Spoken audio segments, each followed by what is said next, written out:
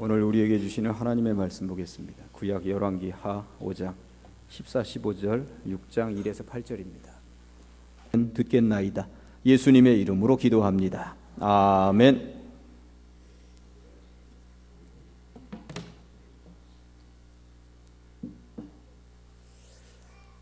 할렐루야. 앞뒤로 옆으로 사랑합니다. 축복합니다. 서로 인사하시기 바랍니다.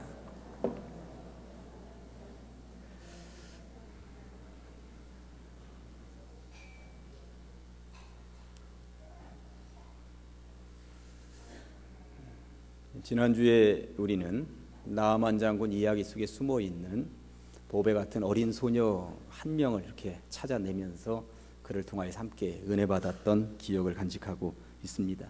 오늘은 그 뒷부분에 대한 이야기를 하려고 하는 것입니다. 그런데 그 뒤 이야기를 하기 전에 지난주에 은혜 받았었던 이야기를 복기해 보려고 합니다. 나아만 장군이 엘리사 선지자로부터 나병을 고침받는 이야기 속에서 어린 소녀는 엑스트라 주변 인물에 불과했었습니다. 그런데 자세히 살펴보았더니 이 소녀는 엑스트라나 주변 인물로 치부하기에는 너무도 보배로운 소녀였다고 하는 것이죠. 이 소녀가 하늘나라에서는 최고 주인공이 될 만한 인물이구나 하는 것을 우리가 배웠습니다. 첫째, 이 소녀는 마음을 다스리는 회복 능력이 있었다고 하는 것, 여러분들 지난주 뒤돌아보면 기억하실 줄로 믿습니다. 제가 그래서 드린 말씀이 회복 탄력성이라고 하는 말이었습니다. 아무리 역경과 고난이 닥친다 하더라도 놀라운 회복 탄력성으로 다시 일어나는 것, 거듭거듭 튀어오르는 것, 이것이 이 소녀를 통해서 배운 것이라고 하는 것이었습니다. 그리고 두 번째는 나아만 하면 이 소녀에게 있어서는 왼수 같은 존재일진데 이 나아만을 불쌍히 여겨서 나병으로 그냥 죽어가게 할 것이 아니라 어떻게든 살리면 좋겠다, 그를 불쌍히 여기는 마음, 긍휼히 여기는 마음을 이 소녀는 가지고 있었다고 하는 것 말씀을 드렸습니다. 그리고 세 번째는 뭐였습니까? 이 소녀의 믿음에 대해서 살펴보았었죠. 이 소녀가 나아만 장군에게 이스라엘에 가서 엘리사 선지자를 만나면 낫습니다, 이렇게 얘기할 때에 이스라엘까지 갔다가 병을 고치지 못하고 되돌아오면 이 소녀는 죽는 거잖아요. 그런데 자기가 죽는다는 것을 알면서도 가면 낫습니다, 이렇게 얘기할 때에는 정말 투철한 굳건한 믿음이 있었다고 하는 이야기 지난주에 제가 말씀을 드렸습니다. 이런 이야기들을 통하여서 숨어 있었던 것 같은 엑스트라 같은 이 소녀를 통해서 함께 은혜를 받았었던 기억입니다. 기억이 나실 줄로 믿습니다. 오늘 본문은 그 연장선상에 있습니다. 소녀의 안내를 받아 나아만 장군은 이스라엘로 향했고요. 엘리사 선지자는 특별한 방법으로 이 나아만 장군을 고쳐 주었습니다. 요단강에 가서 몸을 7번 씻으라. 물론 처음에는 이게 말이 되는 소리인가 하면서 가지 않으려고 했지만 결국 가게 되었고 몸을 7번 씻게 되었고 고침받았다고, 그의 살이 어린아이의 살같이 회복되었다고, 깨끗하게 되었다고 오늘 본문은 말씀하고 있습니다. 그렇게 나아만 장군이 나병을 고치고 나서 6장의 내용인 거예요. 그런데 오늘 본문에는 정말 재미있는 이야기 하나가 등장을 하죠. 우리 옛날 어디 동화에서 본 것 같은 이야기가 등장을 하는 것입니다. 도끼, 물에 빠진 도끼를 이제 건져 올렸다고 하는 이야기입니다. 옛날 우리네 동화에서는 산신령이 나타나서 이 도끼가 네 도끼냐 뭐 이런 이야기가 나옵니다만 오늘은 엘리사 선지자가 그 도끼를 건져 주었다고 성경은 말씀하고 있습니다.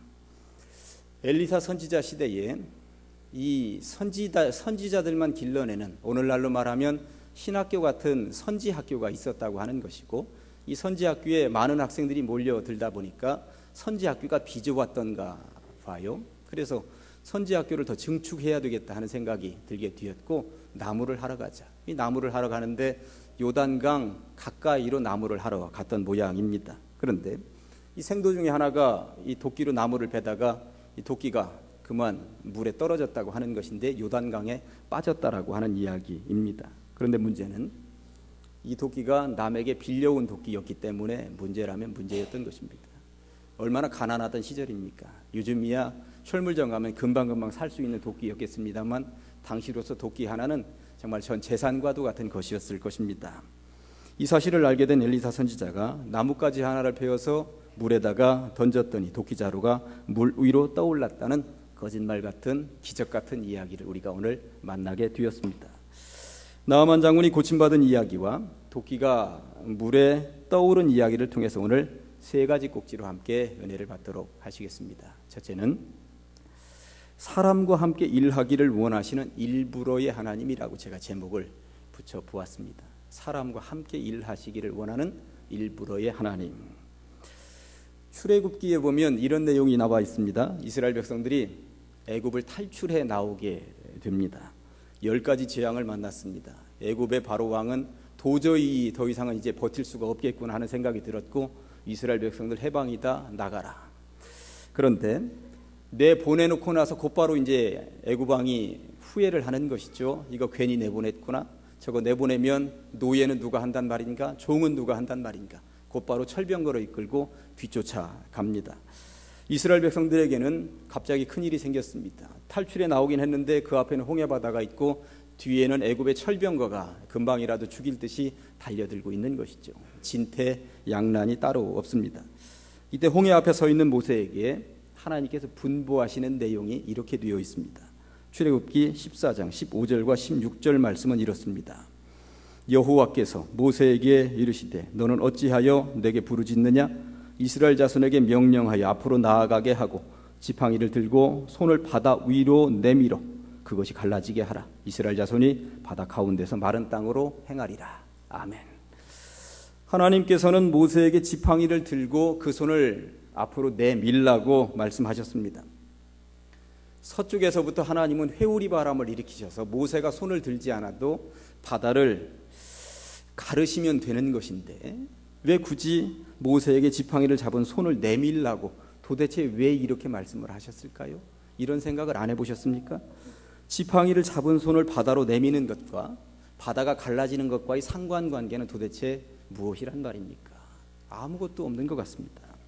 이제까지 이런 경험을 해본 적이 없는 사람이라면 도대체 이해할 수 없는 명령이라고 하는 것이죠. 그러나 모세가 그 명령을 따라 했더니 정말 홍해바다가 갈라졌다고 성경은 분명하게 말씀하고 있습니다. 홍해바다를 건넌 이후에도 그렇습니다. 광야에 이르렀는데 이 물이 다 떨어진 것입니다. 광야는 허허벌판입니다. 그 광야에서 물이 떨어졌으니 백성들이 전부 다 난리가 났습니다. 괜히 애굽에서 우리를 이끌어내가지고 이 광야에서 목말라서 죽게 하는구나. 모세에게 전부 다 불평하고 난리도 아니었습니다. 모세는 하나님께 기도할 수밖에 없었고요. 하나님께서는 대안을 마련해 주셨습니다. 출애굽기 17장 6절에 보니까 말씀이 이렇습니다. 내가 호렙산에 있는 그 반석 위 거기서 네 앞에 서리니 너는 그 반석을 어떻게 치라. 그것에서 물이 나오리니 백성이 마시리라. 모세가 이스라엘 장로들의 목전에서 그대로 행하니라. 쳤더니 그 반석에서 물이 쏟아져 나왔다고 성경은 말씀합니다. 이 부분도 마찬가지입니다. 괜히 모세에게 그 치라 소리 하지 마시고 그냥 하나님이 하늘에서 번쩍 하셔서 바위 갈라지게 하시고 물 펑펑펑펑 쏟아내시면 되는 거 아닙니까? 그런데 굳이 모세에게 그 바위를 치라고 말씀하신단 말입니까? 나아만 장군의 경우도 마찬가지였습니다. 엘리사 선지자 집까지 그 먼 길을 찾아오면 그래 잘 왔다 하고 그 위에 안수하고 그냥 기도하면 되는 것이었겠다 생각할 수도 있습니다. 그런데 엘리사 선지자는 굳이 요단강에 가서 7번 몸을 씻으라고 말하고 있는 것이죠. 오늘 본문도 마찬가지입니다. 그냥 나뭇가지 없이 그냥 떠오르게 하면 안 됩니까? 그래도 충분히 가능하겠다 싶은데 굳이 나뭇가지를 베어서 거기다가 집어 던지니 떠올랐다고, 도끼가 떠올랐다고 성경은 말씀하고 있는 것입니다. 저는 이런 여러 장면들을 묵상하면서 되짚어 보면서 이런 생각들을 한번 해본 거예요. 하나님은 모세가 지팡이를 들고 손을 바다 위로 내밀지 않았다고 하여서 홍해바다를 가르지 못하는 분이십니까? 그렇지 않습니다. 지팡이를 잡은 모세의 손이 아니더라도 하나님은 충분히 홍해바다를 가르실 수 있는 분인 줄로 우리는 믿습니다. 하나님은 광야에서 물이 부족할 때 모세가 지팡이로 바위를 치지 않았다고 하여서 물이 쏟아져 나오게 못하시는 그런 무능력자이십니까? 그렇지 않죠. 모세가 그 바위를 치지 않더라도 하나님으로서는 하실 수만 있다면 능히 당신의 말씀으로 바위를 깨뜨리시고 물을 쏟아낼 수 있는 분이라고 하는 사실을 우리는 믿습니다. 나아만 장군의 이야기도 마찬가지입니다. 요단강에 들어가서 7번 씻지 않았다고 하여서 고치지 못할 분이십니까? 그렇지 않습니다. 나아만 장군이 요단강에 들어가서 7번 씻지 않았다고 하여도 고쳐주시기로 마음만 먹으면 고쳐주실 수 있는 분이 하나님이신 줄로 우리는 믿습니다. 오늘도 마찬가지입니다. 하나님은 엘리사 선지자가 나뭇가지를 베어서 물에 던지지 않았다고 하여서 도끼를 건져 올리지 못하실 분이십니까? 그렇지 않다는 사실을 우리는 알고 있습니다. 나뭇가지를 물에 던지지 않아도 하나님은 하실 수만 있다면 그 도끼를 끄집어 낼 수 있는 분이라고 하는 사실을 우리는 믿는 것입니다. 그런데 하나님은 왜 그렇게 하셨을까요? 왜 그렇게 하라고 명령을 하셨을까요? 모세와 이스라엘 백성들에게, 그리고 나아만 장군에게, 그리고 엘리사 선지자에게 왜 그렇게 하셨을까요? 당신 혼자 기적을 만들어 주시지 왜 그렇게 사람으로 하여금 일부러 무언가를 하도록 시키셨느냐, 이 말입니다. 이 고민을 한번 해본 거예요. 이 묵상을 한번 해본 것입니다. 하나님이 왜 그러셨지? 당신 혼자 하시지 왜 사람들에게 저 별것도 아닌 건데 저걸 하도록 저렇게 시키셨지? 저는 이런 본문 속에 숨어있는 하나님의 음성을 들었습니다. 내가 다 해줄 테니 너도 좀 보태렴. 내가 너를 사용하겠다. 나는 혼자 일하고 싶지 않구나. 너와 함께 일하고 싶구나. 이렇게 말씀하시는 주님의 음성이 들려왔다고 하는 사실입니다. 말씀으로 천지 만물을 창조하신 하나님은 무슨 일이든지 다 가능하신 분이시라고 하는 사실을 우리는 믿습니다. 그런데 하나님은 사람을 사용하고 계시다고 하는 사실입니다. 우리 같은 사람, 늘 그렇게 부족한 사람, 하나님 없이는 살 수 없는 사람, 그 사람을 끄집어내서 내가 너를 사용하겠다. 네가 나의 도구가 되어 주어야 하겠다. 그렇게 말씀하고 계신 것입니다. 일부러 그렇게 하십니다. 하나님이 다 해버리실 것 같으면 사람이 왜 필요하겠습니까? 사람을 만드신 목적이 당신과 함께 동행하면서 당신과 함께 어깨동무하면서 뭔가 당신의 일을 우리도 한 꼭지 해내기를 원하고 계시다고 하는 사실입니다. 왜 굳이 우리를 끼워주시는 것입니까? 우리는 하나님의 동역자들이요, 우리는 하나님과 함께 일하는 자들이기 때문입니다. 이자부심으로 사시기를 간절히 축원합니다. 그리고 두 번째 꼭지, 너무나도 쉬운 일부러의 기적입니다. 너무나도 쉬운 일부러의 기적입니다. 그런데 여러분, 하나님께서 우리를 동역자로 부르시면서 일부러 요구하시는 것들의 공통점이 무엇인지 아시겠습니까? 지팡이를 들고 있는 손을 바다를 향하여서 펼쳐라. 바위를 그 지팡이로 쳐라. 요단강에 가서 목욕을 7번 해라. 나뭇가지를 베어서 물에 던져라. 공통점이 무엇입니까? 쉽다는 것입니다.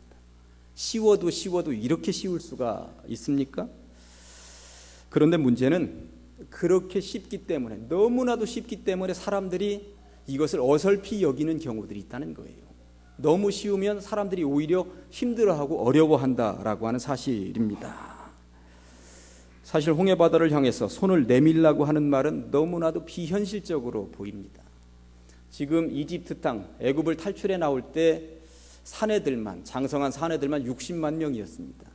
홍해바다가 앞에 있을 때 60만 명에게 바가지 하나씩 주고 자, 홍해바다를 퍼내자. 오히려 이게 더 현실적이고 더 쉬워 보였을지도 모릅니다. 이게 더 가능성이 있는 이야기 아닙니까? 나병을 고친다며 요단강에 몸을 씻으러 들어가는 장군도 비현실적으로 보입니다. 차라리 더 좋은 명약을 찾아서 이리저리 나서는 것이 낫지 않겠습니까? 오늘 본문에서도 물에 빠진 도끼를 끄집어낸답시고 나뭇가지 하나를 베어서 그 물에 던지는 것은 얼마나 비현실적입니까?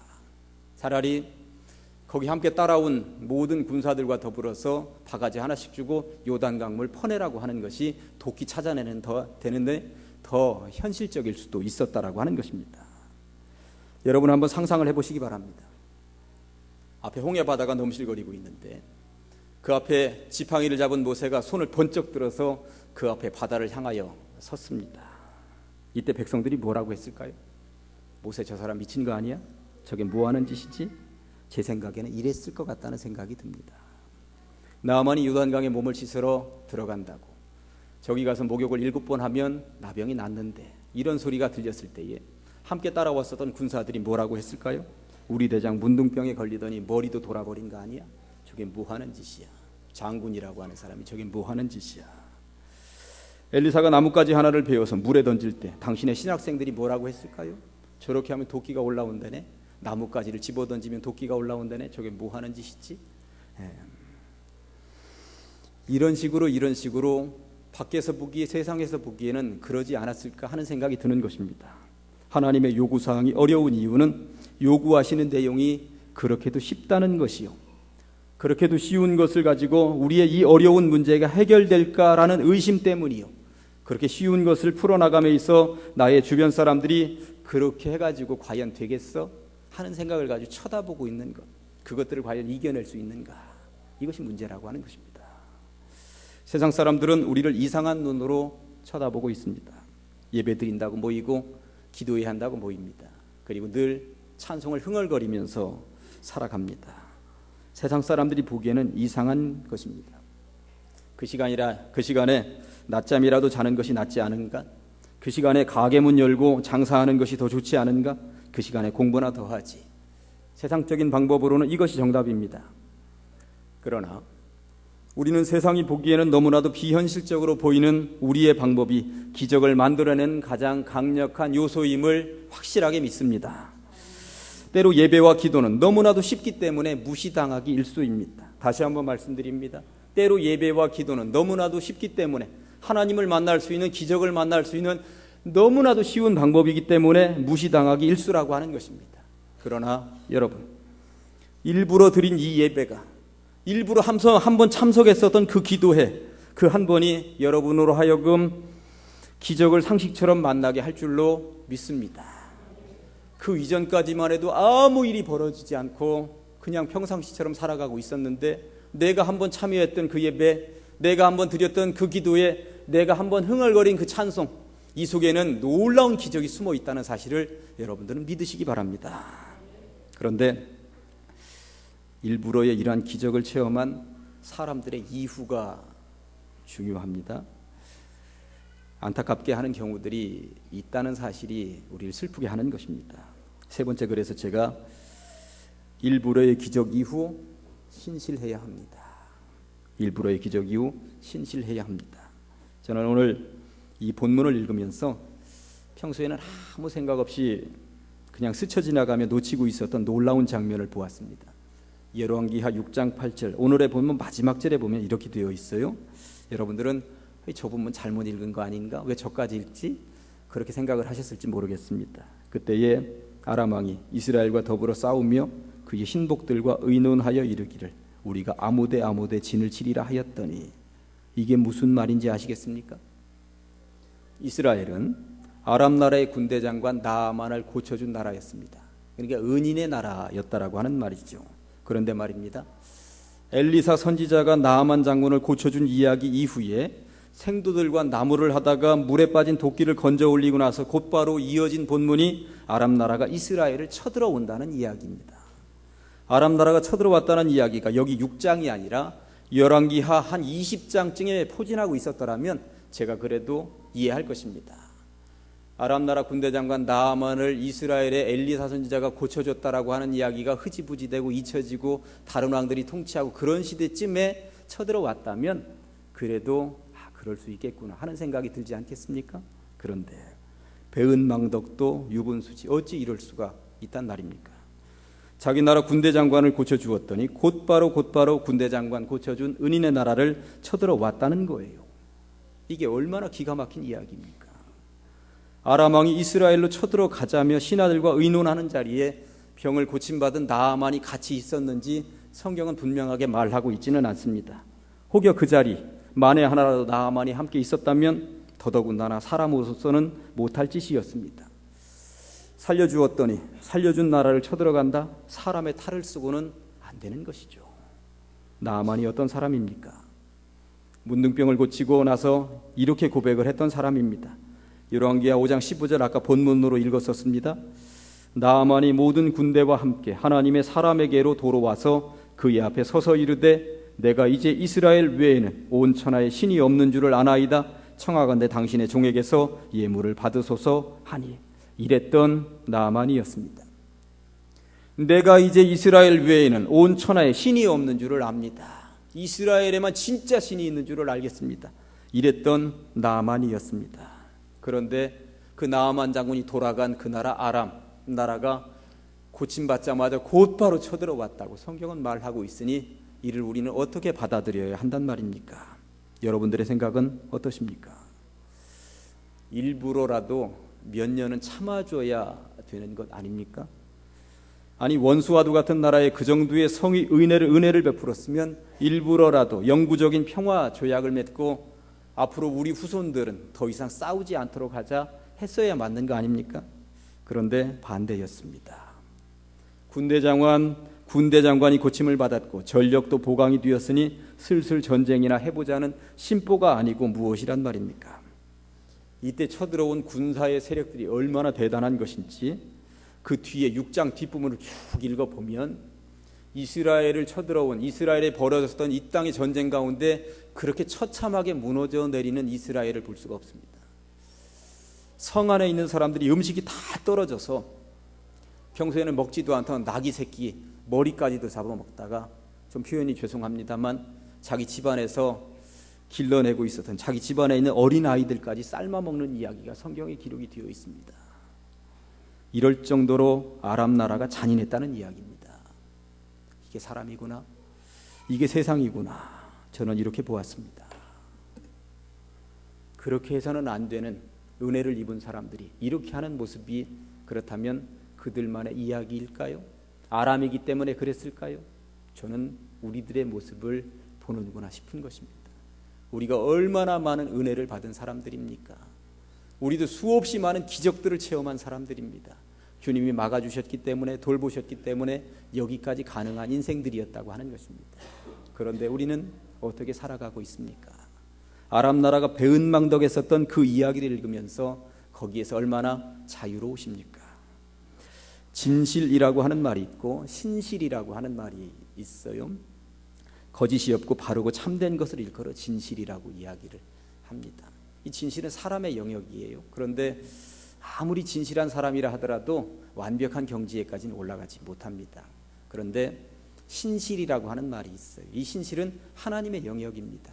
진실의 완벽한 경지가 신실입니다. 이 사람은 신실까지는 가지도 못하죠. 그냥 진실하려고 애쓰고 노력할 뿐입니다.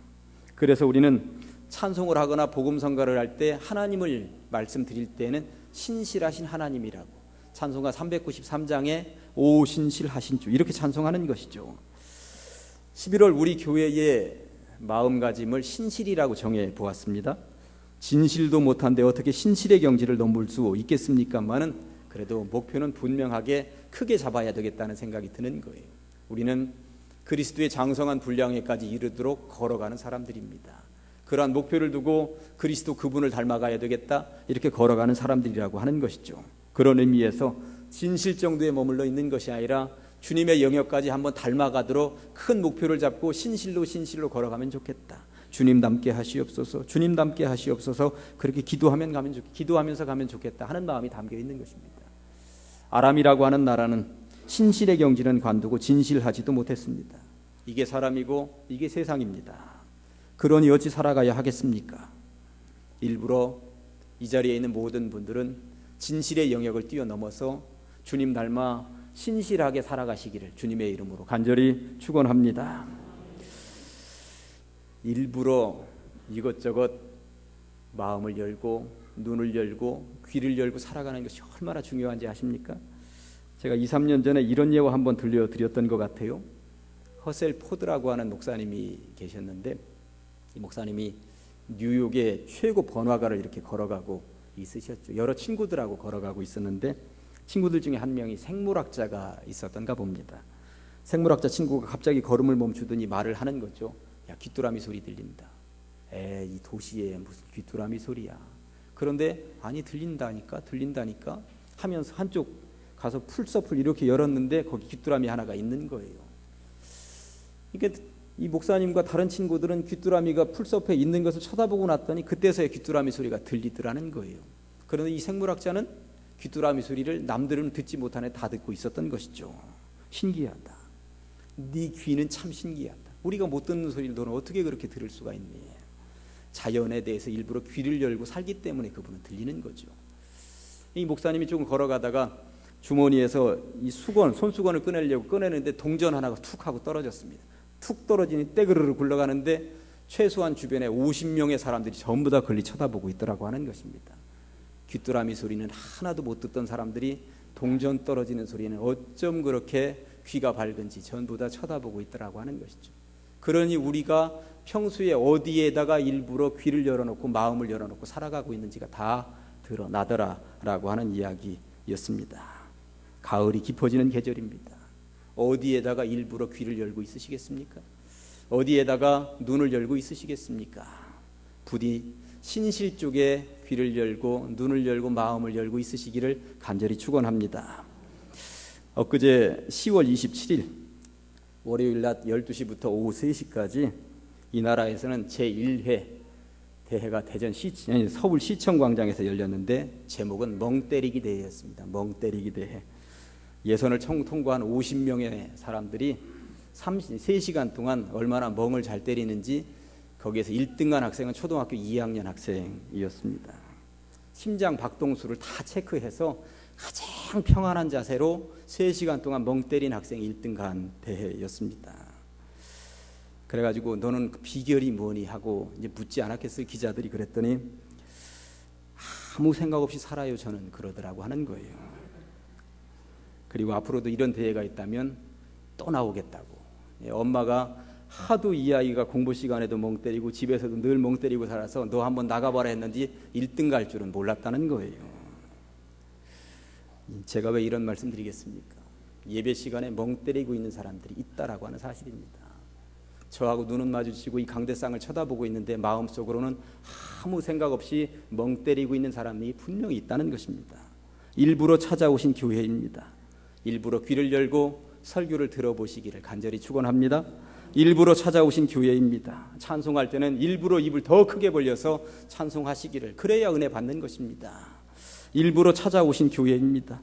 일부러 기도 시간에는 눈 질끈 감으시고 더 깊이 있는 기도의 세계에 빠져보시기 바랍니다. 얼마나 은혜가 깊이 우리들 마음 가운데 울림이 있는지 모릅니다. 누가복음 17장 12절에 보면 예수님께서 예루살렘으로 가시다가 10명의 문둥병자를 고쳐준 이야기가 나옵니다. 고쳐주셨습니다.